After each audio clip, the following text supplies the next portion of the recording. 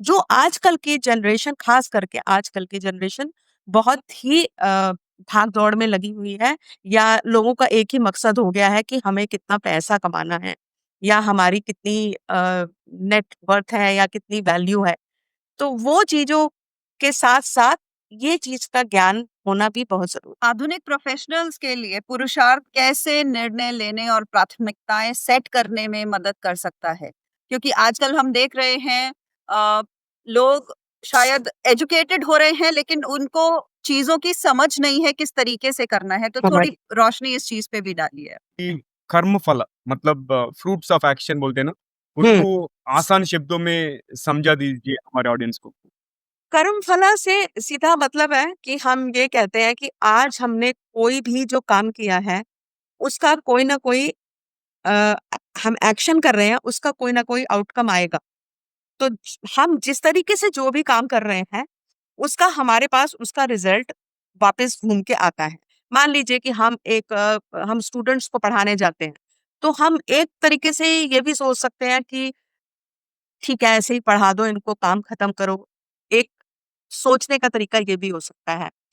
दूसरा सोचने का तरीका ये भी हो सकता है कि नहीं, ये बच्चा इस लेवल पे आया है, हमें इसको और ऊपर उठाना है। तो हम इसको इस तरीके से पढ़ाएँ कि ये थोड़ा और ऊपर उठ जाए, और इसने जो फीस दी है या जो ये शिक्षा लेने आया है, उसमें इसको वो मिल जाए जो जो ये चाहता है बच्चा। दी गाइडिंग वॉइस हिंदी में आपका स्वागत है। टीजीवी हिंदी आपके बेहतर भविष्य के लिए, और मैं हूँ नवीन समला। और मैं हूँ Payal Mittal. The guiding voice platform का फाउंडर एंड चीफ होस्ट यानी व्यवस्थापक और मुख्य मेजबान। और मैं हूँ टीजीवी हिंदी में आपकी को host. The guiding voice Hindi के माध्यम से हम इस दुनिया को कुछ बेहतर बनाना चाहते हैं। हम महत्वपूर्ण बातें करते हैं जिससे कि आपके जीवन और करियर को कुछ बेहतर बना सके।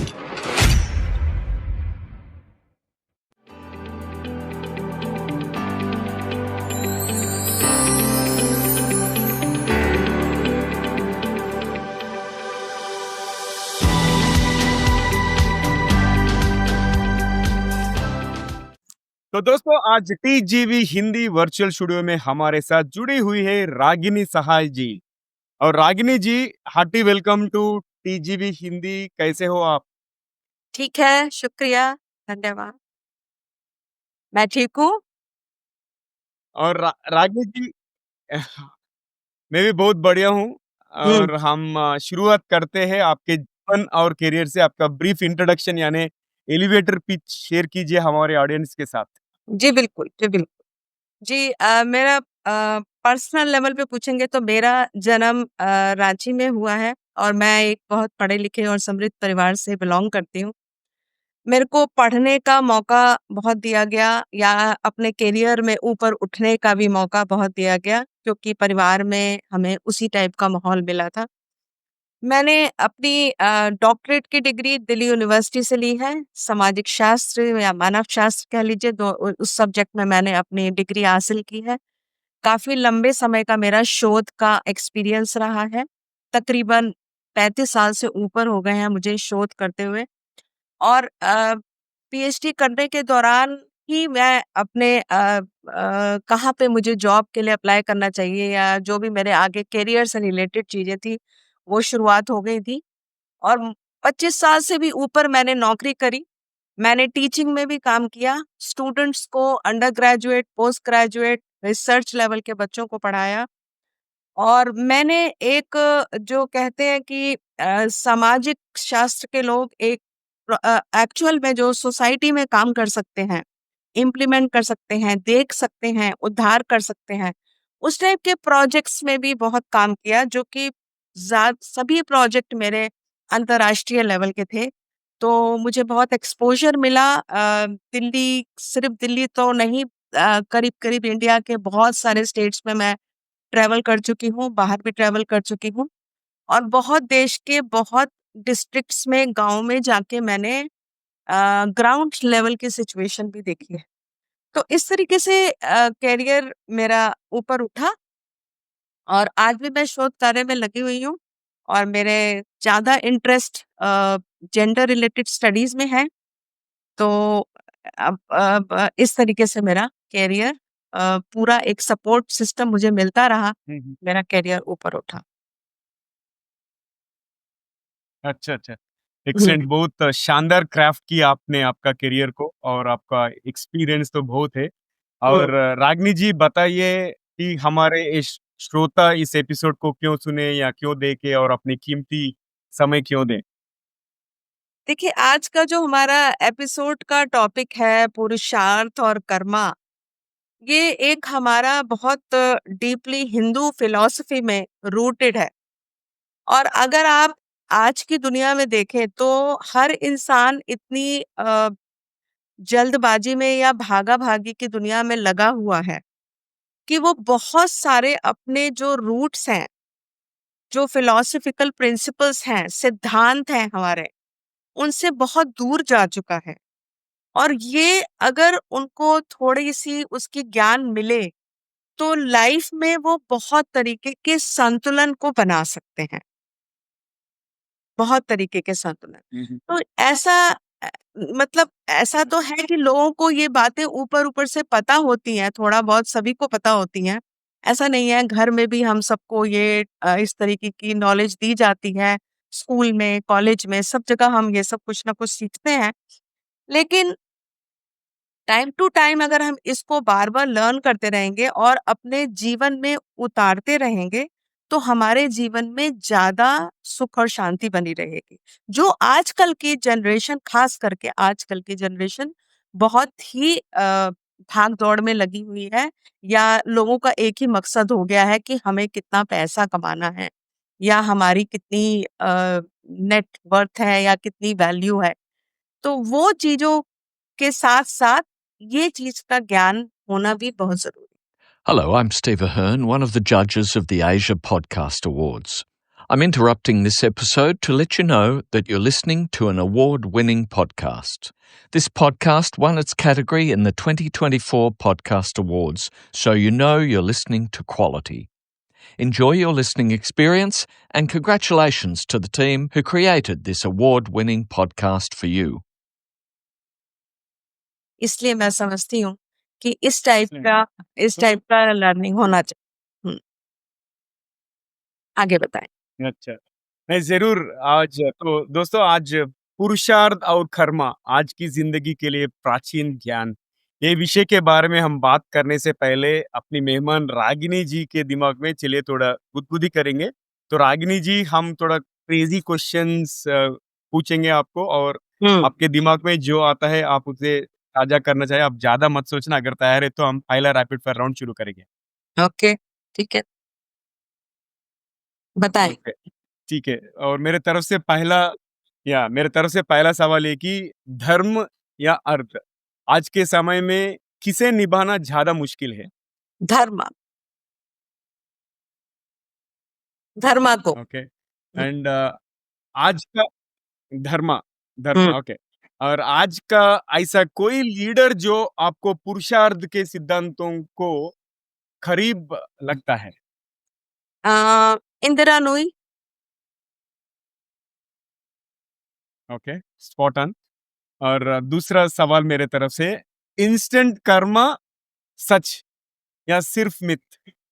मतलब इंस्टेंट कर्म सच या सिर्फ मिथ है वो? मिथ तो नहीं कह सकते, सच भी पूरा नहीं कह सकते, लेकिन हाँ, बिल्कुल इसको ये नकार नहीं सकते कि ये कुछ नहीं है। एक्सीलेंट, ओवर टू यू पायल। जी। और रागिनी जी आपसे ये जानना चाहेंगे कि एक शब्द जो आपके जीवन में के धर्म को परिभाषित करता हो? मेरे धर्म को परिभाषित करता हो। मैं समझती हूँ मेरी अपनी मेहनत और लगन। जी। और अगली चीज़ आपसे ये पूछना चाहेंगे कि धन या मन की शांति? एक क्विक पिक मन करना है, झट से चुनना है तो किसको चुनेंगे आप? मन की शांति। बिल्कुल। और अगर आप कोई एक कर्म तुरंत बदल सकते हो, तो वो कौन-सा हुँ। होगा? अगर मैंने किसी को अनजाने में दुःख पहुँचाया है,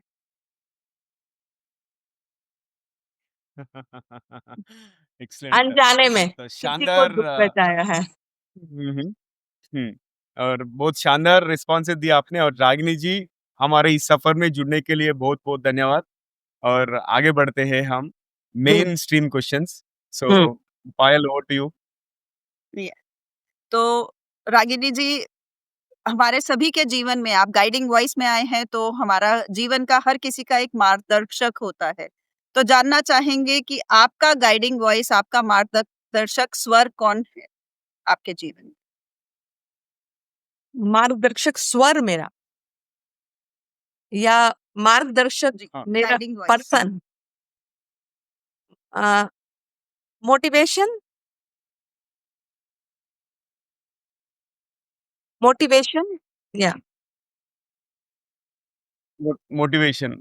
या अच्छा, मोटिवेशन मतलब सेल्फ मोटिवेशन या किसी और किसी और को देखने में मोटिवेशन, क्या है आपका guiding voice? My own self motivation, my own अच्छा, मोटिवेशन सेल्फ मोटिवेशन, ठीक है। या और आगे बढ़ते हैं। हम्म अच्छा, ठीक है, ठीक है, ठीक है। और आगे बढ़ते हैं, आपके सक्सेस मंत्र के बारे में बताइए कि आपके इस सफर में सबसे ऊपर ऐसे कौन-सी 3 चीज़ है जिसके वजह से आप आज इधर तक पहुँच सके? मुझे लगता है कि एक तो हमारी अपनी लगन, कड़ी मेहनत बहुत ज़रूरी होती है किसी भी काम में आगे बढ़ने के लिए। चाहे वो कोई भी लाइन हो, कोई किसी भी प्रोफ़ेशन में हो, किसी भी तरीके का काम कर रहे हो, चाहे आप एक घर में एक गृहिणी है, वो भी काम कर रही हैं, तो भी उसके लिए मेहनत और लगन बहुत ज़रूरी होता है। नंबर 2, आपका अनुशासन, हमेशा आपका डिसिप्लिन, जो अगर आप और टाइम मैनेजमेंट, समय के साथ अगर आप बिल्कुल मैनेज करके चल पाते हैं, तो आपकी ज़िंदगी की काफ़ी समस्याएँ स्मूथ रहती हैं। आपको ज़्यादा परेशानी नहीं होती है, आप आराम से चीज़ों को कर पाते हैं। तीसरा, आपका जो नियर एंड डियर आपका फैमिली सपोर्ट सिस्टम है, वो बहुत ज़रूरी होता है और उसके बिना मुझे नहीं लगता कि आगे बढ़ना, चाहे वो हमारे जहाँ पे हम पैदा हुए हैं वो परिवार, चाहे हमारे जहाँ पे मैरिज होती है वो परिवार, जैसे हमारे परिवार आगे बढ़ते हैं, सभी के साथ एक अच्छे संबंध बना के और पॉजिटिव लाइफ रख के, वो तीनों ये सब चीज़ें हमारी टोटैलिटी में लाइफ में ग्रो करने में हमें बहुत मदद करते हैं। बिल्कुल। और रागिनी जी, एक ना मतलब पुरुषार्थ जब हम बोलते हैं तो थोड़ा हेवी वर्ड लगता है। चाहेंगे कि हुँ, आप इसको थोड़ा-सा शॉर्ट में और ईज़ी समझाएँ हमारे ऑडियंस के लिए कि पुरुषार्थ हुँ, होता क्या है? और हुँ, हिंदू दर्शन में जीवन के हुँ। प्रबंध का मुख्य आधार क्यों माना गया है? देखिए, जो शब्द है पुरुषार्थ, इसको अगर आप बाँट दें तो ये 2 शब्दों से बना है, पुरुष और अर्थ। तो जब हम पुरुष वर्ड बोल रहे हैं तो पुरुष से यहाँ मैं मेल को नहीं मीन कर रही हूँ, यहाँ मैं एक पर्सन को मीन कर रही हूँ। एक सेल्फ पर्सन जो भी आप कह लीजिए, नॉट एक जेंडर स्पेसिफिक। अर्थ का मतलब है यहाँ पे पर्पस, हमारा ध्येय, उद्देश्य क्या है ज़िंदगी में। तो अगर आप इन दोनों शब्दों को जोड़ दें, तो ये निकल के आता है कि एक इंसान की ज़िंदगी का जो उद्देश्य होना चाहिए, वो क्या है, कैसे है? और हमारे अपने सनातन धर्म में कहिए, हिंदू फिलॉसफी में कहिए, ओल्ड इंडियन फिलॉसफी में कहिए, जो हमारा पुरुषार्थ का कॉन्सेप्ट है, ये हमें 4 भागों में हम इसको देख सकते हैं। जो पुरुषार्थ का कॉन्सेप्ट वो यही हमें ये दिखाना चाहता है कि आपको ज़िंदगी के लिए पूरी दिशा, कैसे आप एक संतुलित जीवन, कैसे आप एक उद्देश्यपूर्ण जीवन में आगे बढ़ सकते हैं। तो पुरुषार्थ को अगर हम डिवाइड करें तो ये हमारे 4 तरीके से होता है, 4 प्रकार के होते हैं। तो 4 प्रकार क्या होते हैं कि इसमें आता है हमारा धर्मा, अर्था, कामा, मोक्षा। ये 4 चीज़ों को अगर आप अलग-अलग, मैं बहुत संक्षेप में आपको बताना चाहूँ, तो इससे आपको समझ में आएगा कि ये चारों को अगर हम मिला दें, तो एक कंप्लीट टोटैलिटी में ह्यूमन लाइफ, इंसान की ज़िंदगी बहुत बेहतर हो सकती है। तो अगर आप पहला लें धर्मा, धर्मा से हमारा यहाँ पे मतलब होता है कि क्या-क्या हमारे कर्तव्य हैं, क्या-क्या हमारे रिस्पॉन्सिबिलिटीज़ हैं, कितना नैतिकता, एथिक्स, कितना हम उस तरीके से ज़िंदगी को देख रहे हैं। तो हमारा मार्गदर्शन, हमारा एक नैतिक ढाँचा कि हमें क्या ज़िंदगी में करना चाहिए और क्या ज़िंदगी में नहीं करना चाहिए। क्या हमारी ज़िम्मेदारियाँ हैं और क्या हमारी ज़िम्मेदारियाँ नहीं हैं और क्या हमें किस समय पे करना चाहिए। तो ये चीज़ आपका जो धर्मा जो कहता है, जो आपका पूरा रूल ऑफ कंडक्ट है, वो code of conduct of life है, वो बहुत इम्पोर्टेंट है धर्म के कॉन्सेप्ट में। जब हम अगले उसमें आते हैं अर्था। अर्था से हमारा मतलब होता है हमारे भौतिक रिलेटेड चीजें, पैसा, हमारा धन, ये सब चीजें जिससे हमें हम आगे करियर में बढ़ना। तो अर्था में हम ये मीन करते हैं कि हमारी समृद्धि, हमारा काम, हमारा पैसा कमाना, जो कि हमारे जिंदगी का एक बहुत बड़ा लक्ष्य होता है, वो हम कैसे पूरा करते हैं। तीसरा होता है कि आपका कामा मतलब आपकी सुख, आपकी इच्छाएं, आपका आनंद, वो भी हम कैसे भोग करते हैं, कैसे उसको लेते हैं, कैसे हम अपने सुख को अंडरस्टैंड करते हैं। ऐसा नहीं है कि मुझे एक पर्टिकुलर सुख चाहिए तो मैं उसके लिए अपने और कर्तव्यों को भूल जाऊं। फिर होता है हमारा मोक्ष, जो कि हमारी लास्ट स्टेज या कह लीजिए सबसे इवॉल्व्ड वे है कि इसमें हम अपनी स्पिरिचुअल ग्रोथ, आत्मचिंतन, आत्मा की मुक्ति, इस बारे में हम सोचते हैं। अगर अब हम इन चारों को मिला दे तो एक बैलेंस्ड लाइफ के लिए हमें ये समझ में आता है कि पुरुषार्थ का के फिलॉसफी को समझना या होना कितना जरूरी है एक आम आदमी की जिंदगी में। ये मेरे कहने का मतलब था। हम्म। हाँ, हमारे अपने ह्यूमन लाइफ के जितने भी शारीरिक, हमारे मानसिक, आध्यात्मिक, सामाजिक सामाजिक भी हमारे बहुत सारी जिम्मेदारियां होती हैं। वो सारी चीजें आप सामाजिक, आर्थिक, आध्यात्मिक सबको करने के लिए हमारे को पुरुषार्थ की अंडरस्टैंडिंग होना जरूरी है। That is okay. अच्छा अच्छा, और आगे बढ़ते हैं। और मोक्ष की खोज धन हाँ। और इच्छाओं जैसे सांसारिक लक्ष्यों से टकराती है या दोनों साथ में संभव है? इज इट पॉसिबल देखिए टू परस्यू मोक्ष विदाउट कॉन्फ्लिक्ट एम्बिशन?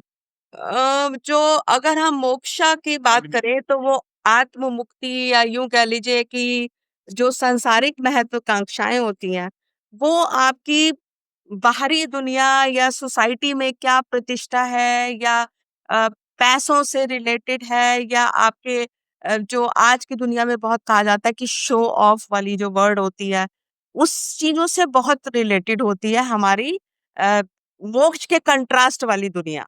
अगर हम मोक्ष की दुनिया की बात करेंगे तो उसमें हमारा स्पिरिचुअलिटी की तरफ जाना, या उस तरफ की तरफ रुझान हो जाना, वो हमारे एक्चुअली लक्ष्य होता है। तो ये दोनों चीजें एक्चुअली सांसारिक महत्वाकांक्षाएं बहुत का कोई एंड नहीं होता। कोई भी सांसारिक महत्वाकांक्षाएं आप उठा लीजिए कि आज मैं सोचूं कि आज मैं इतना पैसा कमा रही हूँ तो कल मैं इससे भी ज्यादा और कमाऊं। आज मैं यहाँ पे घूमने जाती हूँ तो कल मैं वहां भी जाऊं। आज मैं ये आनंद लेती हूँ तो मैं इससे भी ज्यादा और आनंद लूं। तो इन सभी चीजों का अगर आप देखेंगे तो कहीं पे कोई एक कोई सीमा नहीं है। आप किसी भी लेवल पे जाना चाहोगे, ऊपर उठना चाहोगे। लेकिन जब आप मोक्ष के साथ इसको रिलेट करेंगे तो आपको तब समझ में आएगा कि वहां पे हमें सांसारिक महत्वाकांक्षाओं को कितना कंट्रोल में रखना है और किस लेवल पे जाके हमें उसको ओके करना है और किस लेवल तक हमें उसको इस्तेमाल करना है। उसकी भी हम एक बॉर्डर या कोई एक लाइन ड्रॉ कर सकते हैं। तो दोनों चीजें एक दूसरे के क्लैश में तो आएंगी, पर हमें एक पर्टिकुलर टाइम पर यह समझना पड़ता है कि सांसारिक महत्वाकांक्षाएं अब हमें कितनी लेनी है और कहाँ पे हम इस पे एक बिंदु लगा सकते हैं। जी। और आधुनिक प्रोफेशनल्स के लिए पुरुषार्थ कैसे निर्णय लेने और प्राथमिकताएं सेट करने में मदद कर सकता है? क्योंकि आजकल हम देख रहे हैं लोग शायद एजुकेटेड हो रहे हैं लेकिन उनको चीजों की समझ नहीं है किस तरीके से करना है, तो समझ थोड़ी रोशनी इस चीज पे भी डालिए। हाँ, देखिए अगर आप ये कोई भी ऑर्गेनाइज़ेशन या कोई भी इंसान एक एज़ अ इंडिविजुअल या ऑर्गेनाइज़ेशन इन प्रिंसिपल्स को अपने अंडरस्टैंडिंग में रखता है, तो मैं ये समझती हूँ कि बहुत सारी चीज़ें जो आज की डेट में आप सुनेंगे कि वहाँ पे ये स्कैम हो गए, वहाँ पे ये फ्रॉड प्रैक्टिसेस हो गई, ये सब कहाँ से हो रही हैं? क्यों हो रही हैं? क्योंकि लोग अपनी वो धर्मा अर्था वो कोई भी चीज़ों को ठीक से लिंक नहीं कर पा रहे हैं। वो नहीं समझ पा रहे हैं कि हमारी नैतिकता कहाँ तक होनी चाहिए, हमें कितना नैतिक होना है, हमारी कितनी ज़िम्मेदारी है इस संस्था के प्रति, हमारी कितनी ज़िम्मेदारी है अपनी नौकरी के प्रति, हमारी कितनी ज़िम्मेदारी है कोई भी काम हम कर रहे हैं उसके प्रति। तो अगर आप इन प्रिंसिपल्स को एक ऑर्गेनाइज़ेशन ये चीज़ों को दिमाग में रखता है, तो वो डेफ़िनेटली वो चाहे पैसों से रिलेटेड बात होगी, चाहे ड्यूटीज़ और रिस्पॉन्सिबिलिटी से रिलेटेड बात होगी, चाहे आपके जो कामा वर्ड है सुख और संबंध बनाने की बात होगी, लोग एक हार्मोनियस रिलेशन में ज़्यादा रहेंगे, बजाए कि डिसहार्मनी में जो कि आजकल बहुत कॉमन है। लोगों के बहुत जल्दी ही रिलेशनशिप एक-दूसरे से बहुत जल्दी बिगड़ जाते हैं। तो अगर हम इन प्रिंसिपल्स को थोड़ा ध्यान में रख के चलेंगे, तो मॉडर्न प्रोफेशनल्स के लिए ये थोड़ा एथिकल बिहेवियर उनकी ऑर्गेनाइजेशन को बहुत ऊपर ले जा सकता है। लेकिन अगर ये प्रिंसिपल्स होता क्या है कि किसी भी ऑर्गेनाइजेशन में लोग अगर ये देख लेते हैं कि एक पर्सन थोड़ा अनइथिकल है या गलत नैतिक वाले व्यवहार कर रहा है, तो हम भी ये वाला व्यवहार कर सकते हैं। वो अपने को इसके लिए वो समझता है कि मैं हम भी ये करने के लायक हैं। तो अगर ये पूरी संस्था में ही ये चीजें आ जाएं कि लोग इस तरीके के नैतिक और कर्तव्य वाली चीजों को अपने अंदर रखें और समझें कि ऑर्गेनाइजेशन में, इंसान में, हमारे वैल्यू सिस्टम में ये होना चाहिए, तो ये चीज़ें अपने आप मॉडर्न प्रोफेशनल्स लोगों के बीच में ज़्यादा बेहतर काम की प्रोडक्टिविटी लाएगी। ये पक्की बात है। जी, और आपने बताया कि ये चीज़ें प्रैक्टिस में होनी चाहिए, प्रैक्टिस में लानी चाहिए और ये ऑर्गेनाइज़ेशन को ऊपर ले जा सकती हैं। तो इसी से मेरा अगला हाँ। क्वेश्चन आता है आप से पूछने के लिए कि आजकल की तेज़ तर्रार और टारगेट फ़ोकस्ड लाइफ़ जो हमारे युवा जी रहे हैं, तो ये लोग हुँ। पुरुषार्थ के सिद्धांतों को कैसे प्रैक्टिकली अपनाएं, क्योंकि आजकल हमारी हमारी जनरेशन को प्रैक्टिकलिटी समझ आती है, तो प्रैक्टिकल कुछ टिप्स दीजिए ताकि ये इसको अपना करके अपने लाइफ में उतार के उसको यूज कर सकें अपनी रेगुलर रूटीन लाइफ। देखिए, जो ये टिप्स होती हैं, जो छोटे-छोटे हमारे आपने वर्ड्स तो ये हम सभी ने सुने हुए हैं, ऑनेस्टी क्या है और पंक्चुअलिटी क्या है और यू नो आपकी रिस्पॉन्सिबिलिटीज़ क्या हैं। एवरीबॉडी बेसिकली सब लोगों को ये सब बातें पता होती हैं, लेकिन वो एक्चुअल में जब लाइफ में अपने सराउंडिंग्स में भी देखते हैं, तो कोई उसको जल्दी अप्लाई नहीं करता है। उसको लगता है कि हम ये करेंगे तो शायद हमें कोई और सप्रेस कर देगा या कोई हमें और इसका एडवांटेज ले लेगा। इसके लिए बहुत ज़रूरी है कि हमारा एक एनेबलिंग एनवायरनमेंट बने। एनेबलिंग एनवायरनमेंट से मतलब है कि हमारी अपनी कोई भी संस्था है, अगर वो इस तरीके के नैतिक कार्य या जिसका व्यवहार ज़्यादा रिस्पॉन्सिबल या जो रिस्पॉन्सिबल बिहेवियर टुवर्ड्स ऑर्गेनाइजेशन दिखाता है, उसके प्रति कुछ आपके रिवॉर्ड सिस्टम या कुछ ऐसा रखते हैं, तो हो सकता है कि लोगों में धीरे-धीरे ये इनकलकेट हो और लोग उसको प्रैक्टिकली और अप्लाई करें कि अगर हम इस ढंग से काम करेंगे, तो शायद हमारी प्रॉस्पेरिटी या हमारी समृद्धि बेटर होगी। क्योंकि लोगों के अंदर अभी ये नहीं आया, लोगों को ये लग रहा है कि वही तरीका ठीक है, जो एक मतलब नॉन एथिकल प्रैक्टिसेस वाला। बहुत लोग आपको वैसा प्रैक्टिस करते हुए मिल जाएँगे या हम आए दिन हम सुनते ही रहते हैं कभी न्यूज़ में, अखबार में कि किस टाइप के कई तरीके के स्कैम्स और ये सब होते ही रहते हैं। अगर आप उसको डीपर में जाएँगे तो समझ में ये आता है कि जो इंसान ये कर रहा था उसको बेसिकली यही लगता है कि अर्था ही सब कुछ है, तो अर्था को अचीव करने के लिए मैं कोई भी स्टेप पे जाऊंगा विदाउट अंडरस्टैंडिंग द consequences। सो आज के युग में ये बड़ा इंपॉर्टेंट है कि ऑर्गेनाइजेशंस इसके लिए थोड़ा कम फॉरवर्ड होके थोड़े थोड़े इसके टिप्स टाइम टू टाइम उन्हें देने पड़ेंगे एम्प्लॉय के अपने ऑर्गेनाइजेशन में, ये चाहे वो कोई भी मेथड अपनाए जिसके थ्रू ये बार बार उनके उसमें पास ऑन हो और एम्प्लॉयज को भी लगे कि ये मेथड ऑफ वर्क ज्यादा बेटर है कंपेयर टू उस मेथड ऑफ वर्क से। तो अगर आप मान लीजिए कि जैसे आप अर्था की बात करें, अब बहुत सारे लोगों को ये लगता है कि हम कितना भी पैसा लेना चाहें, कितना भी पैसा कमाना चाहें तो वो कम है। तो हमारी एक वर्ड होती है कि आपकी नीड्स क्या है और आपकी वांट्स क्या है। तो नीड्स नीड्स से बहुत ज्यादा ऊपर हमारी वांट्स हो गई हैं, बहुत ज्यादा। तो हो सकता है कि अगर कोई इंसान एक पर्टिकुलर सैलरी पे है और उसको पता है कि वो इतनी ही नीड्स पूरी कर सकता है, पर वो बहुत ज्यादा उससे आगे बढ़ जाता है। तो इस लेवल पे अगर इंसान को ये नॉलेज है कि क्या फाइनेंशियली उसका सेविंग सिस्टम या फाइनेंशियली आप ये कहिए कि कितना उसको खर्च करना चाहिए, कितना उसको बचत करना चाहिए, तो वो अर्था के कॉन्सेप्ट को अपने जीवन में आराम से उतार पाएगा। तो ये एक इंडिविजुअल लेवल पे भी सोचने वाली बात है, करने वाली बात है, और ऑर्गेनाइजेशनल लेवल पे भी इसको इम्प्लाई करने की बात है।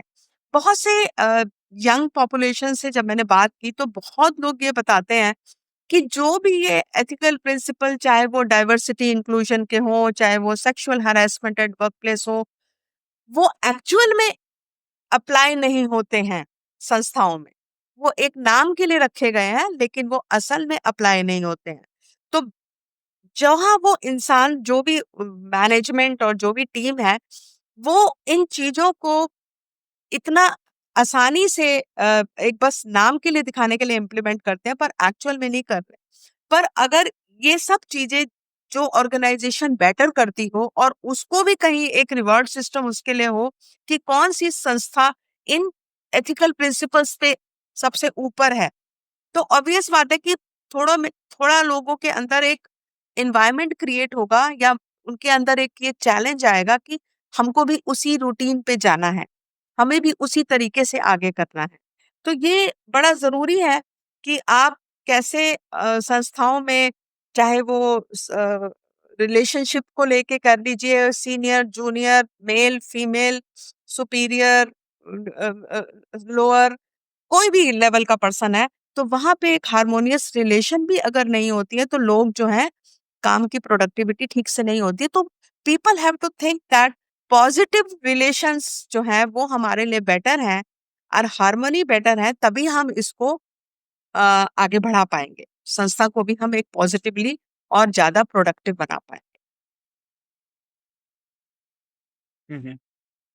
और रागिनी जी आगे बढ़ते हैं। मेरा दूसरा सवाल है कि कर्म फल मतलब फ्रूट्स ऑफ एक्शन बोलते हैं ना, उसको आसान शब्दों में समझा दीजिए हमारे ऑडियंस को। कर्म फला से सीधा मतलब है कि हम ये कहते हैं कि आज हमने कोई भी जो काम किया है उसका कोई ना कोई अ, हम एक्शन कर रहे हैं, उसका कोई ना कोई आउटकम आएगा। तो हम जिस तरीके से जो भी काम कर रहे हैं उसका हमारे पास उसका रिजल्ट वापस घूम के आता है। तो ये हमारे एक मतलब ये हमें इसलिए भी इम्पोर्टेंट होता है क्योंकि ये हमें एक एथिकल लाइफ की तरफ झुकाता है कि मैं ये गलत काम ना करूं। बहुत छोटे से ही कोई भी घर में माँ बाप भी बच्चे को यही सिखाते हैं कि आप चोरी नहीं करोगे, आप चीटिंग नहीं करोगे, आप ये गलत काम नहीं करोगे, लड़ाई झगड़ा नहीं करोगे। ये सारे प्रिंसिपल्स बेसिकली एक पर्सन को उस तरफ झुकाते हैं कि हम ज्यादा एथिकल बिहेवियर करें, नैतिकता से पूर्ण वाला बिहेवियर करें। हमारे बिहेवियर में ये चीजें होनी चाहिए। तो अगर आपके कर्म करने में आपके सिर्फ ये है कि आप कोई भी एक्शन कर रहे हैं बिना अ, जिम्मेदारी अपने समझे, हो सकता है आपका एक घर में एक स्टेटस है और आपकी उस स्टेटस पे क्या जिम्मेदारी होती है घर में भी या ऑफिस में भी, तो वो बहुत जरूरी होता है कि आप वो काम कर पा रहे हैं कि नहीं, वो उस वाले काम को आप कैसे कर रहे हैं। तो अगर मुझे ये मालूम है कि मेरा काम मुझे ऐसे करना है और इसका एक्शन फिर यही होगा, तो कर्म फला बेसिकली जो हमारे हिंदू फिलॉसफी में यही कहना चाहते हैं कि आप अपने कर्म को ठीक रखें, राइट रखें, तो आपके आने वाले आगे के फल भी आपको अच्छे ही मिलेंगे। ये इसका एक कहने का मतलब है। और ये सब करने से आप अपने कर्म कैसे करते हैं, कैसे अपने एक्शन लेते हैं, आपका खुद का आत्म सुधार भी होता है। मतलब कि आप अपनी गलतियों से भी सीखते हैं कि पिछली बारी मैंने ऐसा किया था तो ये हो गया था, तो अब मैं ऐसा ना करूं, तो मैं ऐसा करूंगी तो मेरा एक्शन सही रहेगा। तो ये माइंडफुलनेस शब्द जो है या आपके सेल्फ डेवलपमेंट, ये सब चीजें बड़ी इंपॉर्टेंट हैं जब हम ये कर्म फल की भी बात करते हैं। बिल्कुल रागिनी जी। अच्छा। और आपने जो ये कर्म फल के बारे में बताया है कि आपके एक्शंस का जो फ्रूट है वो आता है, लेकिन साथ में इसकी एक और चीज होती है जिसका एक सिद्धांत है इंटेंशन या नियत। इसमें हम्म हमारे कर्म के सिद्धांत में इसका क्या रोल है? और क्या सिर्फ कर्म करना ही काफी है या उसके पीछे की जो सोच है वो ज्यादा मायने रखती है? उसके पीछे की सोच बहुत ज्यादा मायने रखती है। जब हम कोई भी एक्शन कर रहे हैं, हम उससे पहले हम ये सोचते हैं कि हम ये काम क्यों कर रहे हैं। मान लीजिए कि मैं उस काम के बारे में क्या सोचती हूँ या क्या महसूस करती हूँ, वो बड़ा ज़रूरी होता है। मान लीजिए कि हम स्टूडेंट्स को पढ़ाने जाते हैं, तो हम एक तरीके से ये भी सोच सकते हैं कि ठीक है, ऐसे ही पढ़ा दो इनको, काम खत्म करो। एक सोचने का तरीका ये भी हो सकता है। दूसरा सोचने का तरीका ये भी हो सकता है कि नहीं, ये बच्चा इस लेवल पे आया है, हमें इसको और ऊपर उठाना है। तो हम इसको इस तरीके से पढ़ाएं कि ये थोड़ा और ऊपर उठ जाए और इसने जो फीस दी है या जो ये शिक्षा लेने आया है, उसमें इसको वो मिल जाए जो जो ये चाहता है बच्चा। तो एक तो आपकी इंटेंशन होती है शुद्ध, जैसे जिसे कि हम बोलते हैं प्योर, जिसे बोलते हैं सेल्फलेस ऑल्सो। तो मैं अगर एक मान लीजिए टीचर हूँ और मैं ये किसी को पढ़ाने में जब पढ़ा रही हूँ, तो मैं ये नहीं सोच रही कि मेरे को पढ़ाने से क्या फायदा मिल जाएगा। मुझे इसलिए पढ़ाना है क्योंकि मैं अपना ज्ञान इन बच्चों को देना चाहती हूँ। सो दैट इज द वो मोटिव है कि मेरा प्योर इंटेंशन है। कभी कभी हमारे मिक्स्ड इंटेंशन होते हैं, मतलब मेरे कुछ पॉजिटिव हैं और कुछ नेगेटिव है। मैं सोचूंगी अच्छा चलो पढ़ा देती हूँ, ठीक है, मेरा काम है, मेरी ड्यूटी है, मुझे इसको इतना पढ़ा के क्या मिलेगा, ठीक है मैं ऐसे ही काम कर देती हूँ, वो मेरा मिक्स्ड हो गया। तो अब जब हम पूरा सेल्फलेस और प्योर वे से करते हैं, तो हमारे रिजल्ट भी पॉजिटिव की तरफ होते हैं। जब हम मिक्स टाइप से कर रहे हैं, तो हमारा रिजल्ट भी ज्यादा मिक्स्ड ही की तरह आएगा। और तीसरा एक है कि हमारा बिल्कुल ही इम्प्योर इंटेंशन है। इम्प्योर इंटेंशन का ये मतलब है कि मेरा उसमें अपना सेल्फिशनेस इन्वॉल्व है कि मेरे को क्या बेनिफिट है, तब मैं ये एक्शन करूंगी। अगर मैं ये एक्शन तभी करूंगी जब जब तक कि मुझे इस एक्शन से सारा बेनिफिट ना मिल जाए, तो मैं ये एक्शन नहीं करूंगी। मेरा क्या फायदा, जो आज की डेट में बड़ा कॉमन है लोगों के लिए बोलना कि मेरा क्या फायदा इसको करने का। तो आप चाहे वो रिलेशनशिप में ले लीजिए, चाहे ऑफिस के काम में ले लीजिए, कहीं किसी भी प्रोफेशन में ले लीजिए, बिजनेस में ले लीजिए। अगर हम ये एक एक इम्प्योर वाले इंटेंशन से कम कर्म कर रहे हैं कि मैं काम तो कर रही हूँ, मैं अपना बिजनेस तो कर रही हूँ, मैं अपने पढ़ा तो रही हूँ, लेकिन मेरी इंटेंशन ये नहीं है कि ये स्टूडेंट ऊपर उठ जाए। मेरी इंटेंशन ये है कि सारा बेनिफिट मुझे मिल जाए। तो उस कोर्स ऑफ एक्शन में मैं जस्ट आपको एक एग्जांपल बता रही हूँ कि मैंने बहुत देखा भी है कि लोग कैसे स्टूडेंट को ही यूज कर लेते हैं अपने काम के लिए। तो ये भी हो जाता है, तो मतलब लोगों के अंदर ये तक हो जाता है कि हम कैसे ये बेनिफिट ले लें।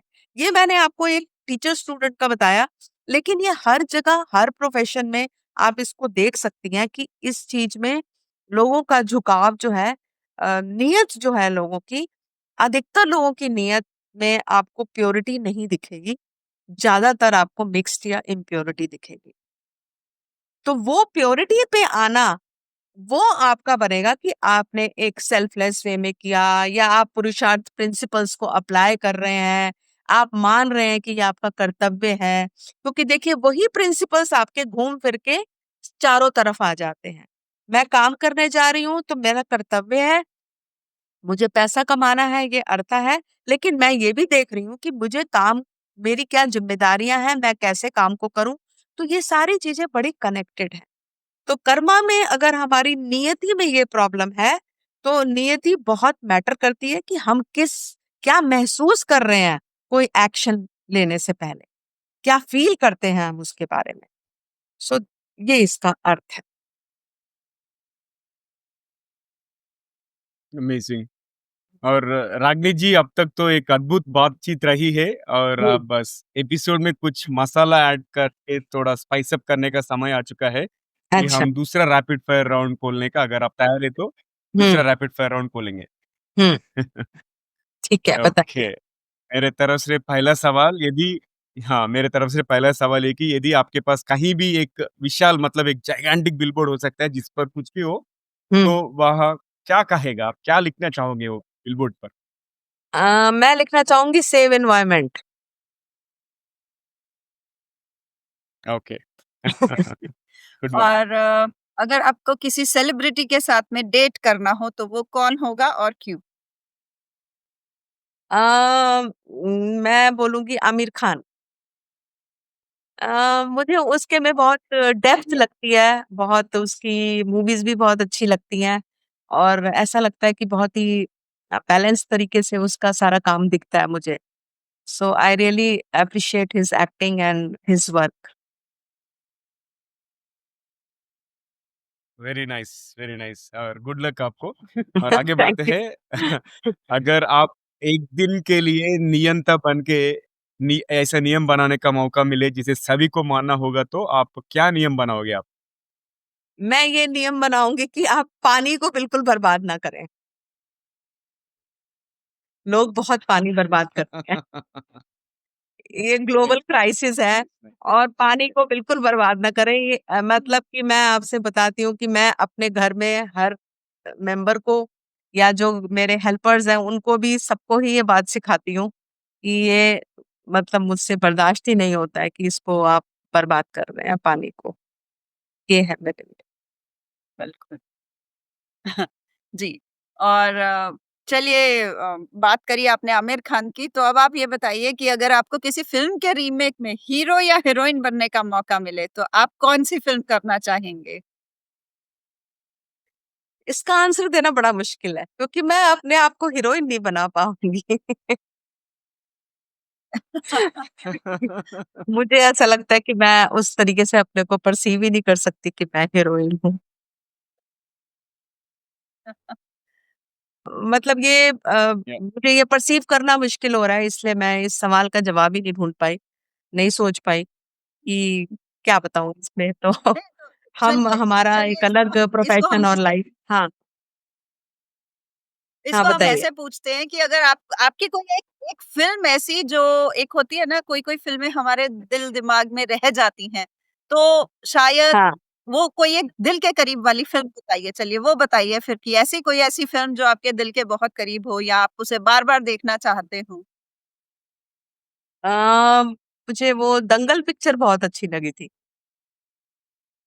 दंगल, ओके, वो भी अगेन आमिर आमिर खान की खान। ही है। हाँ। उसको तो देखना चाहेंगे नाइस। दोबारा। और आगे बढ़ते हैं। हाँ, हुँ, राइट। और आगे बढ़ते हैं। यदि आपको अपना जीवन किसी के साथ बदलना पड़े तो वो कौन होगा और क्यों?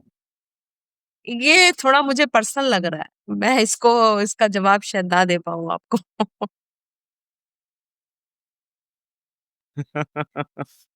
ओके, चलिए और इस रैपिड फायर का आखिरी सवाल आ गया है। हम आपसे जानना चाहेंगे कि ऐसा कौन-सा एक आधुनिक यंत्र, जिसे हम फैंटेसी हुँ। गैजेट भी बोलते हैं, या तो आप बनाना चाहेंगे या चाहेंगे कि बने ऐसा, जिसको आप इन्वेंट करना चाहेंगे या चाहते हैं कि ऐसा कोई गैजेट इन्वेंट हो, कोई भी एक आधुनिक यंत्र? मैं मतलब जो रोबोट्स में और जानना चाहूँगी कि रोबोट्स और कितने सारी चीज़ें जो घरेलू काम हैं हमारे देश में जो महिलाएं हैं जितना वो मतलब घरेलू काम कंपेयर टू जो आदमियों से करती हैं, वो उसका प्रोपोर्शन बहुत दूर दूर मतलब बहुत फर्क है। तो कोई ऐसा यंत्र होना चाहिए जिसकी वजह जो एक घरेलू चीजों में बहुत हेल्प करे, जो कि हालांकि धीरे धीरे आ रही हैं चीजें, लेकिन आने का ये मतलब नहीं है कि हम किसी भी कॉस्ट का कोई भी जना खरीद लेगा। तो कॉस्ट वाइज भी वो फिजिबल होना चाहिए वो यंत्र, ताकि लोग उसको इस्तेमाल कर सकें। तो मेरे लिए मैं खुद as a women, working women, मैंने ये रियलाइज करा है कि ये चीजों में एक सपोर्ट और टेक्नोलॉजी की बहुत जरूरत है, ताकि औरतें और ज़्यादा फ़ोकस कर सकें अपने नौकरी पे, काम पे और अपने प्रोफ़ेशन में आगे बढ़ सकें। तो बहुत सारा ज़िंदगी का समय उनका इन चीज़ों में चला जाता है, जिसको कि वो वापस नहीं ला पाती हैं, वो पॉसिबल नहीं है उनके लिए। तो ये कोई ऐसा रोबोट बने या कोई ऐसे रोबोटिक सिस्टम्स बने कि जिसमें आपके डोमेस्टिक लेवल पे काफ़ी हेल्प होनी चाहिए। ये है मेरा। एक्सीलेंट, आपका थॉट प्रोसेस तो बहुत अच्छा है। एनवायरनमेंट को सेव करना और मंडेन टास्क को ऑटोमेट करना रोबोट्स के यस, यस। हाँ, जरिए। ये सो हाँ, एक्सीलेंट, बिल्कुल। और वो शानदार रैपिड फायर राउंड के बाद में फिर से हम एक मेन स्ट्रीम को जाएंगे, और आखिरी सवाल ये कि हाँ। एक कर्म के बारे में एक मिसअंडरस्टूड एस्पेक्ट कौन सा है? कर्म का सबसे ज्यादा गलत समझा जाने वाले पहलू क्या है? मतलब कर्म पे लोग सोचते हैं कि अगर हमने गलत कर्म किया है तो जी इसको पक्का ही एक, इसको क्या बोलना चाहिए, उसको एक जस्टिस की तरह देखते हैं कि अच्छा भाई गलत गलत कर्म किया है तो तुम्हें पक्का गलत मिलेगा। ऐसा नहीं है। कर्म जो गलत किया है, उसके जो थॉट और एक्शंस थे, अगर आप उसके कॉन्सिक्वेंस को समझें तो आप उस गलत उस पे जाएंगे ही नहीं। तो ये कोई कहने की बात नहीं है कि मैंने मेरे कर्म गलत है तो अब जी पक्का ये कोई न्याय मूर्ति कोई बैठी है जो अब हमारे को पक्का ही इसके गलत कर्म थे तो अब पक्का ही इसके साथ कुछ गलत होगा ही। Not necessary. तो पहली इम्पोर्टेंट चीज ये है कि वो थॉट्स एंड एक्शंस को अंडरस्टैंड करना, और जो आदमी उसमें है वो उस अगर वो उसी एक्शन को ठीक से समझ ले तो उस गलत एक्शन पे वो जाएगा ही नहीं। ये है। एक्सीलेंट। बिल्कुल। और रागिनी जी, हमें आपसे बात करके बहुत मजा आया, और बहुत अच्छा इंसाइट्स दिया आपने ये टॉपिक के बारे में।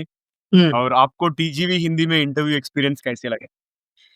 अ, ठीक है, कोई ऐसी दिक्कत की कोई ऐसी बात नहीं है, बिल्कुल बढ़िया है। मेरा पहला एक्सपीरियंस इंग्लिश में था और ये भी ठीक है। Good, good team.